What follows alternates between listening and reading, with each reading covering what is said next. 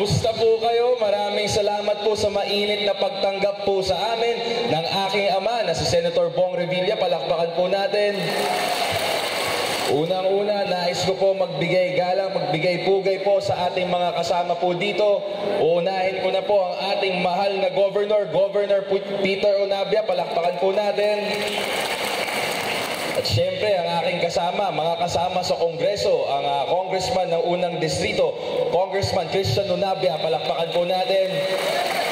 At syempre, ang Congressman ng 2nd District naman po, si Congressman Bambi Emano, palakpakan po natin.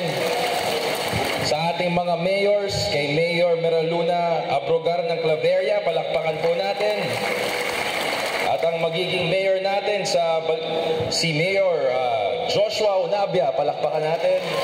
Mga board members, mga councilors, sa lahat po ng mga opisyalis dito, sa mga estudyante, isa naman dyan. Ayan, balita ko, wala daw pasok ngayon, oh. Grabe, ang saya naman. Unang-una, nandito po ako para magpakilala po sa inyo. Ako po si Congressman Brian Revilla ng Agimat Party List. Ako po ang panganay na anak ni Senator Bong Revilla at ni Congresswoman Lani Mercado Revilla. Kung siya po ang tinatawag nilang alias Pogi, ako naman po yung anak ng Teteng. Mas pogi pa rin si Senator Bong, no? Bigyan niyo na lang sa akin yung cute. Well, anyway, nandito po ako para magpasalamat po sa inyo lahat dahil noong 2019 sa tiwala at suporta na ibinigay niyo po sa aking ama na si Senator Bong Revilla. Kaya naman po kami nandito po naman para po magpasalamat at magbigay po ng tulong mula po sa kanyang opisina para sa lahat ng kababayan natin dito sa inyong bayan.